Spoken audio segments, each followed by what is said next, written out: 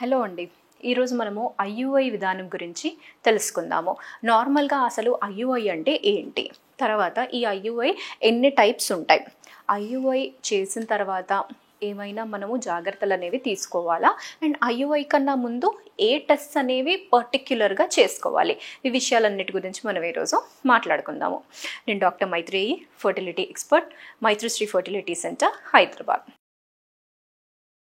నార్మల్గా ఐయుఐ అంటే intra uterine ఇన్సమైనేషన్, అంటే గర్భాశయం లోపలికి వీర్య కణాలని పంపించే పద్ధతిని మనము ఐయుఐ అంటున్నాం. ఇంట్రా అంటే లోపలికి, యూట్రైన్ అంటే గర్భాశయం లోపలికి, ఇన్సమైనేషన్ అంటే వీర్య కణాలు. సో దీని ఫుల్ ఫామ్ అనేది ఇది.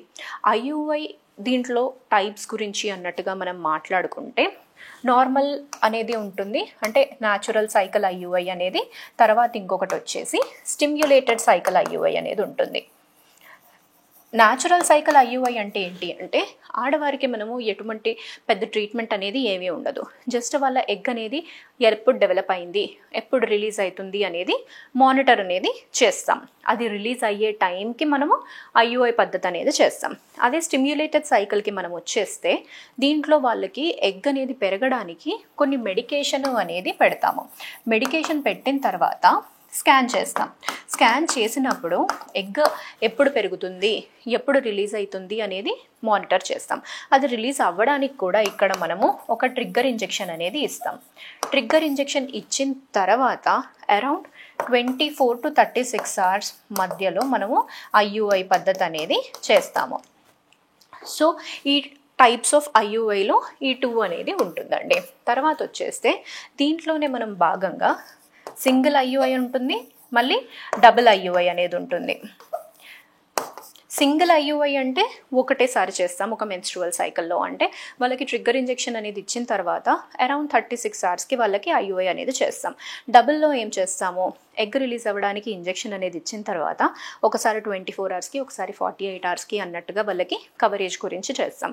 డబుల్ యూజువల్గా ఎప్పుడు ప్రిఫర్ చేస్తాము అంటే హస్బెండ్ ఫ్యాక్టర్ ఏమైనా ఉన్నప్పుడు, మొటిలిటీ ఇష్యూస్ ఏమైనా ఉన్నప్పుడు అలాంటి వాళ్ళకి మనము డబుల్ ఐయుఐ అనేది సజెస్ట్ చేస్తాం. ఆర్ఎల్స్ ఒక సైకిల్ ఫెయిల్ అయింది అంటే నెక్స్ట్ సైకిల్లో ఇంకా బెటర్ రిజల్ట్ అనేది రావడానికి అన్నట్టుగా కూడా డబుల్ ఐయుఐ అనేది సజెస్ట్ చేస్తామండి. తర్వాత వచ్చేసి వాట్ ఆర్ ద ప్రీ రిక్వజిట్స్ అంటే బేసికల్గా మనం ఐయుఐ చేసే ముందు వీళ్ళకి ఏం టెస్ట్లు అనేది కంపల్సరీగా చేయాలి.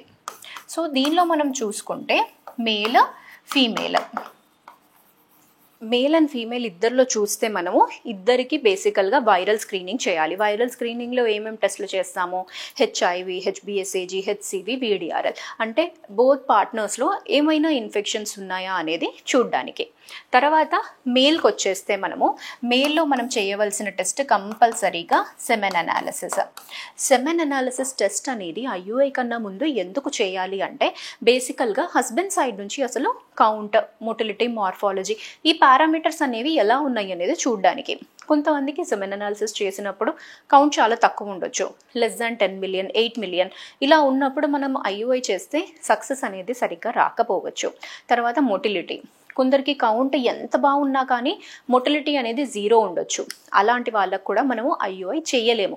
ఎందుకంటే ఐయుఐలో మనము స్పర్మ్స్ అనేవి గర్భసంచి లోపలికి వేస్తున్నాం, కాకపోతే ఇక్కడి నుంచి ఆ స్పర్మ్సే వెళ్ళి రిలీజ్ అయిన ఎగ్తోని కలవాలి ట్యూబ్లో. సో దానికి ఇక్కడ మొటిలిటీ అనేది కావాలన్నమాట. అందుకు మనము ఈ సెమెన్ అనాలిసిస్లో మొటిలిటీ వాళ్ళకి ప్రాపర్గా ఉందా లేదా అనేది చెక్ చేసుకుంటాం. నెక్స్ట్ ఫ్యాక్టర్ వచ్చే మార్ఫాలజీ అంటే స్పర్మ్ స్ట్రక్చర్ ఎలా ఉంది అనేది. ఒకవేళ ఆ పర్టిక్యులర్ మేల్కి ఏమైనా కానీ అబ్నార్మల్ స్పర్మ్స్ అనేవి చాలా ఎక్కువగా ఉన్నాయంటే వాళ్ళలో ఐయుఐ చేసినప్పటికి కూడా అబ్నార్మల్ స్పర్మ్ ఏమైనా వెళ్ళి ఫర్టిలైజ్ అయ్యింది అంటే ఎగ్తోని, అప్పుడు బేబీ అబ్నార్మల్గా వచ్చే ఛాన్సెస్ అనేవి ఉండొచ్చు. దానివల్లనే ఈ 3 పారామీటర్స్ అనేది మనం మేల్ సైడ్ నుంచి కంపల్సరీగా చూడాలి. నెక్స్ట్ వచ్చేసి ఫీమేల్ సైడ్ నుంచి చేయవలసిన టెస్ట్లు అనేవి ఏంటి. నార్మల్గా డేట్ వచ్చినప్పుడు మనం 2వ రోజు స్కాన్ చేసినప్పుడు అండాశయంలో ఏమైనా సిస్ట్ ఉందా లేదా అనేది చెక్ చేస్తాం. ఎందుకు చూస్తాము అంటే మళ్ళీ మనము రిపీట్ స్కాన్ అనేది 7th or 9th day అనేది చేసినప్పుడు ఎగ్ పెరిగిందా లేకపోతే అదేమైనా లాస్ట్ మంత్ రిమైనింగ్ సిస్టా అనే డిఫరెన్స్ అనేది తెలియడానికి మనము 2వ రోజు స్కాన్ అనేది చేయాలి. తర్వాత వచ్చేసి ట్యూబ్ టెస్ట్. ట్యూబ్స్ అనేవి ఎలా ఉన్నాయి, ట్యూబ్స్ అనేవి ఓపెన్ ఉన్నాయి అంటేనే మనం ఐయుఐ అనేది చేయగలము. ట్యూబ్స్ ఏమైనా బ్లాక్ ఉన్నాయి అంటే మాత్రము మనకు ఐయుఐ చేసే పాసిబిలిటీ అనేది ఉండదు. ఎందుకు అంటే న్యాచురల్గా మళ్ళీ లోపలంతా న్యాచురల్గానే రావాలి మనము స్పర్మ్స్ అనేవి లోపల వేసిన తర్వాత. అందుకు ఈ ప్రాసెస్కి ట్యూబ్స్ అనేవి ఓపెన్ ఉండడం చాలా అవసరము. ఒకవేళ ట్యూబ్స్ ఏమైనా బ్లాక్ ఉన్నాయి, సింగిల్ ట్యూబ్ బ్లాక్ ఉంది అన్నా కానీ ఐయుఐకి వెళ్ళొచ్చు. ట్యూబ్స్ బ్లాక్ ఉన్నాయి అంటే మాత్రం మనం ఐయుఐ చేయడానికి వీలు పడదు. అండ్ సింగిల్ ట్యూబ్ బ్లాక్ ఉన్న వాళ్ళకి చాలామందికి ఒక క్వశ్చన్ ఏముంటుంది అంటే, ఫర్ ఎగ్జాంపుల్ వాళ్ళకి ఈ ట్యూబ్ బ్లాక్ ఉంది, ఈ ట్యూబ్ ఏమైనా బ్లాక్ ఉంది అన్నప్పుడు ఇటు సైడ్ ఎగ్ రిలీజ్ అయితే ఐయుఐ చేయొచ్చా లేదా? యూజువల్గా ఇటు సైడ్ ఎగ్ రిలీజ్ అయినప్పటికి కూడా ఐయుఐ అనేది చేయొచ్చండి. కాకపోతే పర్సంటేజ్ అనేది సక్సెస్ రేట్ అనేది కొంచెం తక్కువ ఉండొచ్చు. ఎందుకంటే ఇటు సైడ్ రిలీజ్ అయినప్పటికీ మనకి ఈ ట్యూబే దాన్ని క్యాచ్ చేసుకోవాల్సిన అవసరం అనేది ఉంటుంది. సో ఎంత మటుకు మనకి ఈ ట్యూబ్ అనేది ఇక్కడ వరకు వచ్చి క్యాచ్ చేసుకుంటుంది అనేది కొంచెం డౌట్.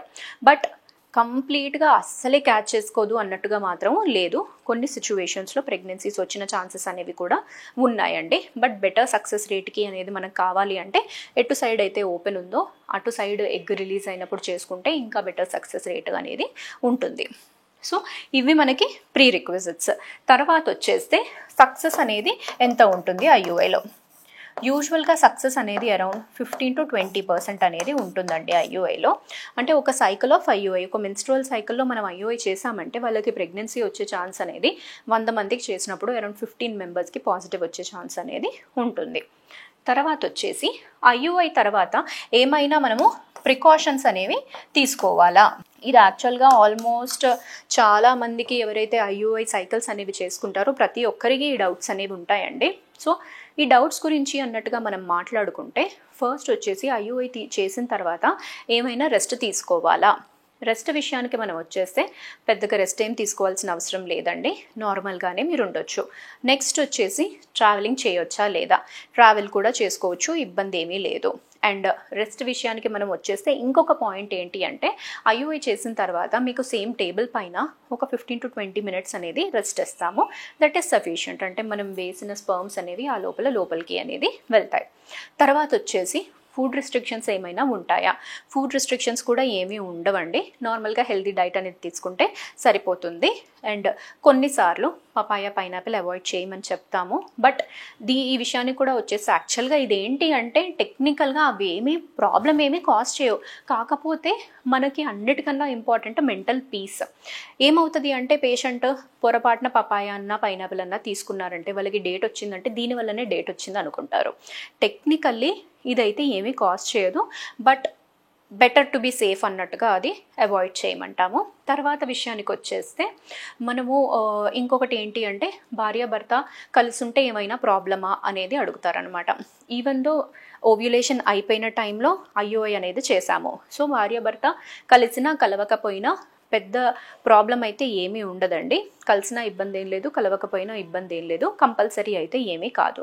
అండ్ నెక్స్ట్ విషయానికి వచ్చేస్తే ఎక్సర్సైజెస్ చేసుకోవచ్చా, వర్కౌట్స్ చేసుకోవచ్చా ఐయుఐ అయిన తర్వాత, పనులు చేసుకోవచ్చా అనేదంటే నార్మల్గా మీ పనులన్నీ మీరు చేసుకోవచ్చండి. ఎక్సర్సైజ్, యోగా కూడా ఏమన్నా ఉంటే చేయొచ్చు.